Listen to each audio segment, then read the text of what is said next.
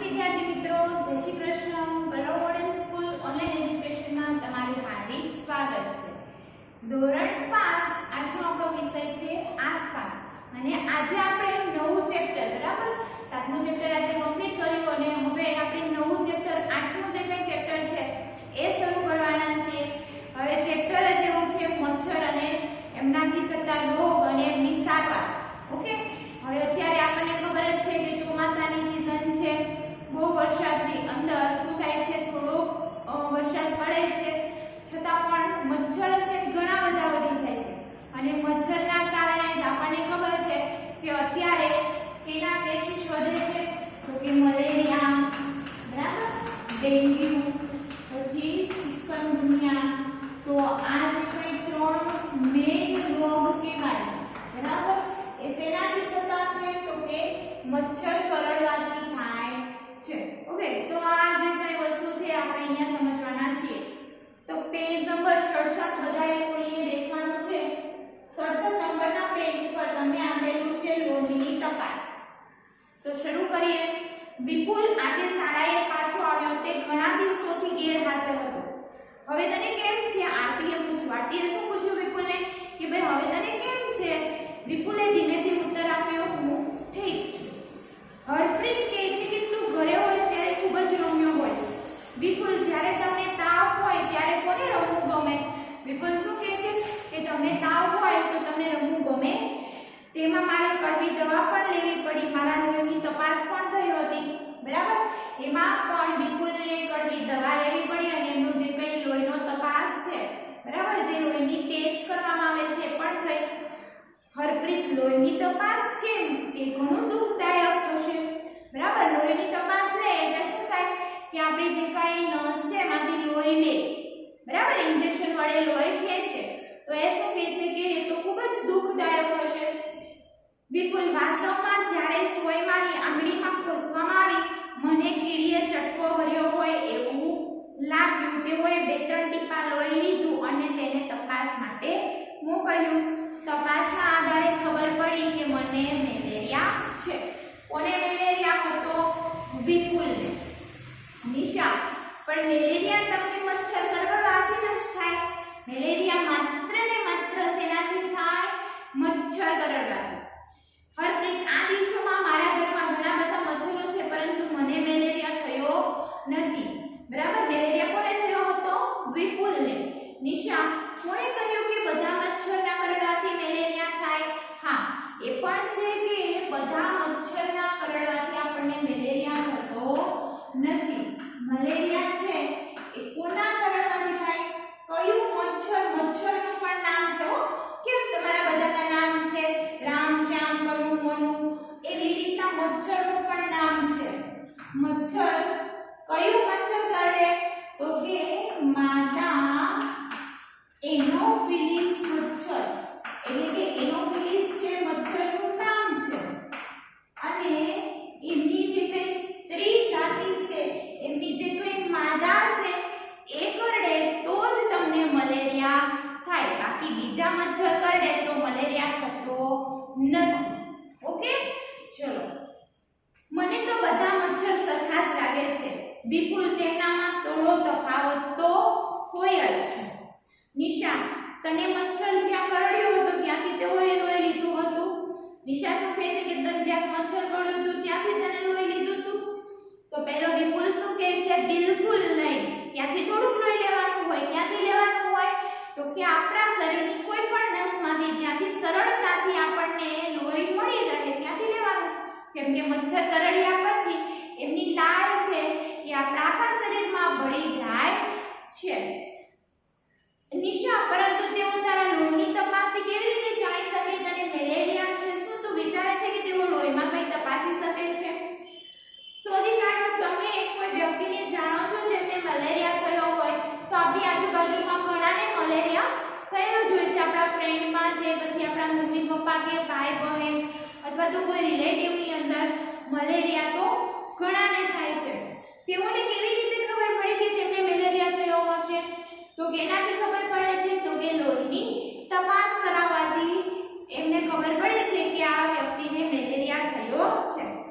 તમને મેલેરિયામાં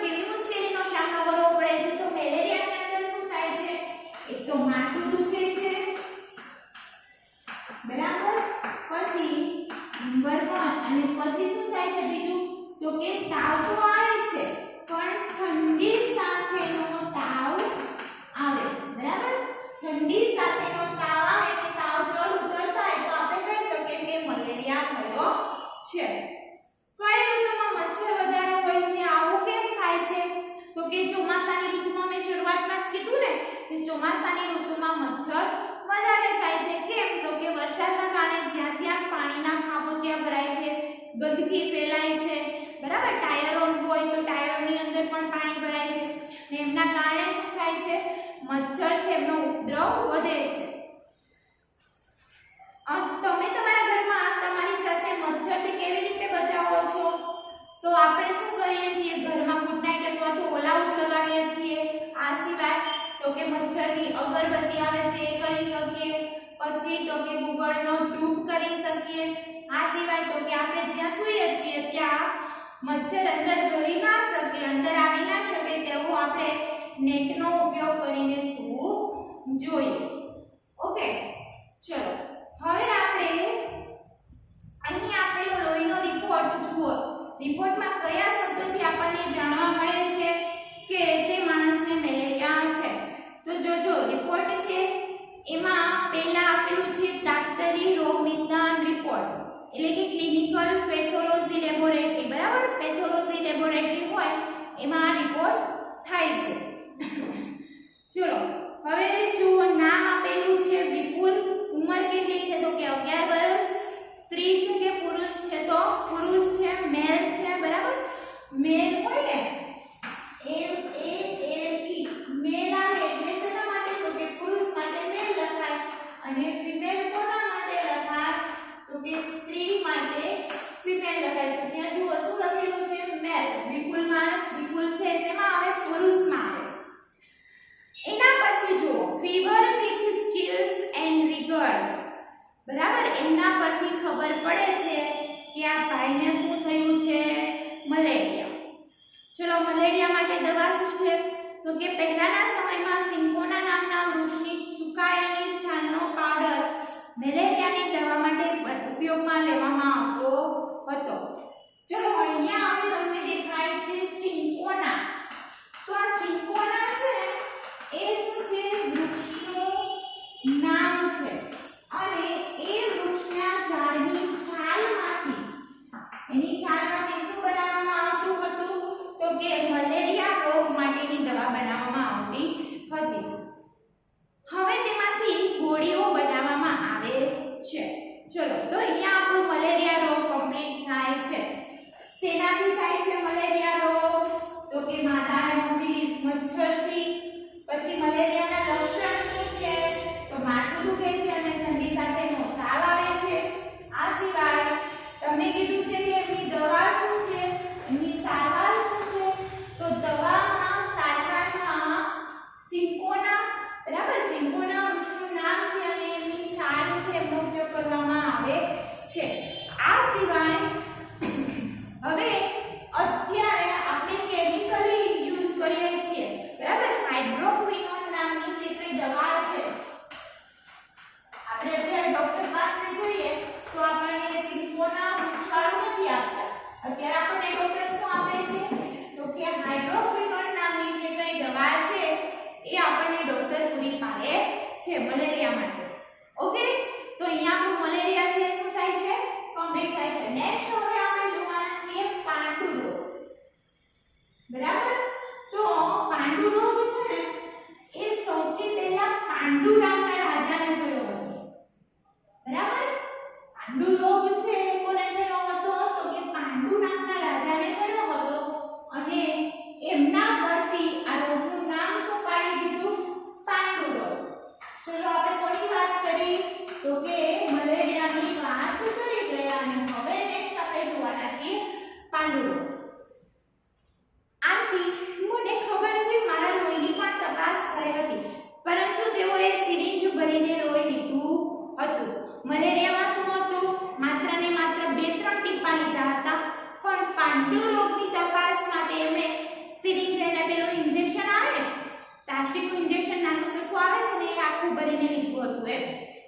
આ લોહીની તપાસમાં મને પાંડુ રોગ છે એમ બતાવ્યું હતું વિપુલ શું કહે છે તે શું છે આરતી ડોક્ટરે કહ્યું લોહીમાં હિમોગ્લોબિન કે પછી લોહ તત્વ પાંડુ રોગ શું છે તો કે લોહી આપણું જે કઈ લોહી છે એમાં હિમોગ્લોબિન અથવા તો પછી લોહ તત્વ આ ઓછું હોય તો એમને કહેવાય આવશે પાંડુ રોગ. ડોક્ટરે મને શક્તિ માટે તેવી દવા આપી. તેમણે કહ્યું કે મારે ગોળ, આંબળા, બીટ અને લીલા પાંદડાવાળા શાકભાજી. આ શેમાંથી મળે છે? તો કે ગોળ, આંબળા, બીટ અને લીલા પાંદડાવાળા શાકભાજી. એટલે શું આવશે? મેથી છે, પાલક છે, ધાણા છે, બરાબર? આવું બધું ખાવાનું કીધું.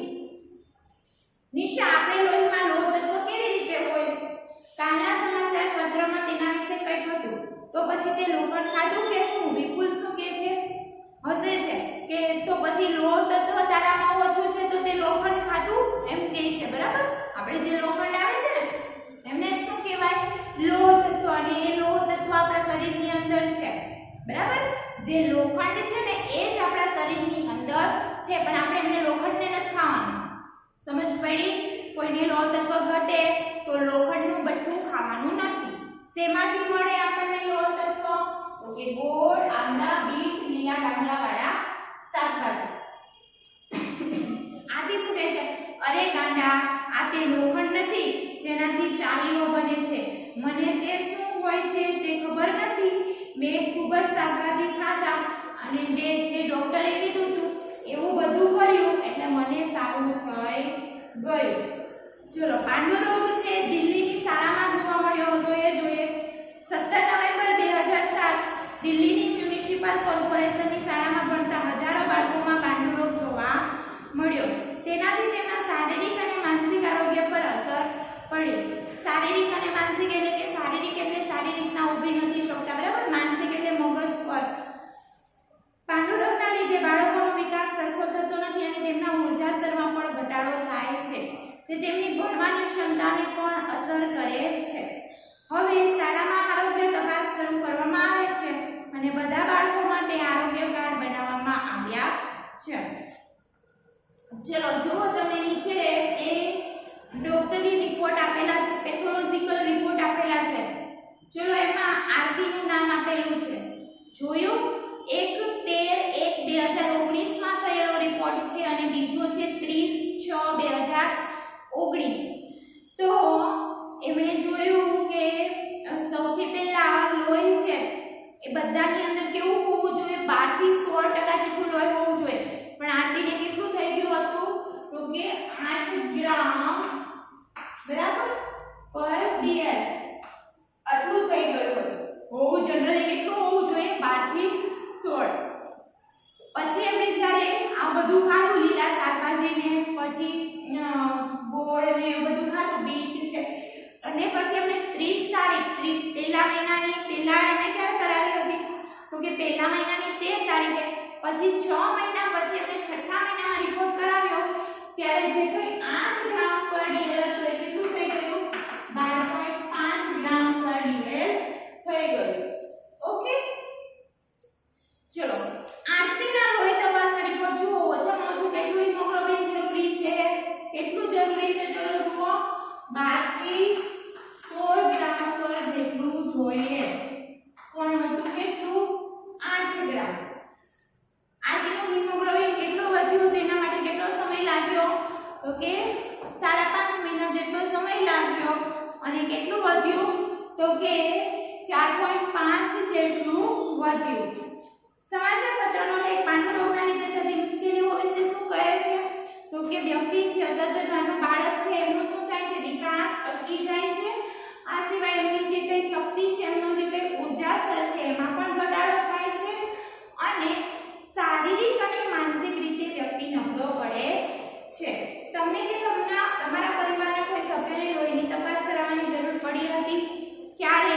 તો કે હા, અમને જ્યારે તાવ આવતો હતો ત્યારે અમારે લોહીના તપાસની જરૂર પડી હતી, બરાબર? ચલો, સામેના પેજ પર જુઓ. લોહી તપાસથી શું શોધવામાં આવ્યું? તો કે લોહી તપાસથી મલેરિયા રોગ છે શોધવામાં આવ્યું હતું. તમારી શાળામાં આરોગ્ય તપાસ કરવામાં આવે છે. તમને ડોક્ટરે શું કહ્યું? તો કે હા, અમારી શાળામાં આરોગ્ય તપાસ કરવામાં આવે છે. ડોક્ટર શું કહે છે?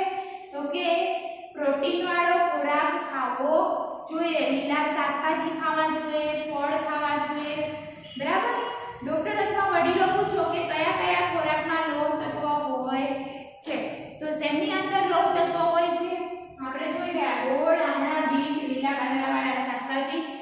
બધામાં લોહ તત્વ હોય છે બરાબર તો આજની અંદર આપણે આજે અહીંયા સુધીનું રાખીએ બાકીનું જે કંઈ છે એ આપણે નેક્સ્ટ ટાઈમ જોશું બરાબર આજનું જે કંઈ હોમવર્ક છે હું તમને સ્વાપોથીમાંથી ફોટા પાડીને મોકલી આપીશ જે તમારે સારા અક્ષરે લખવાનું રહેશે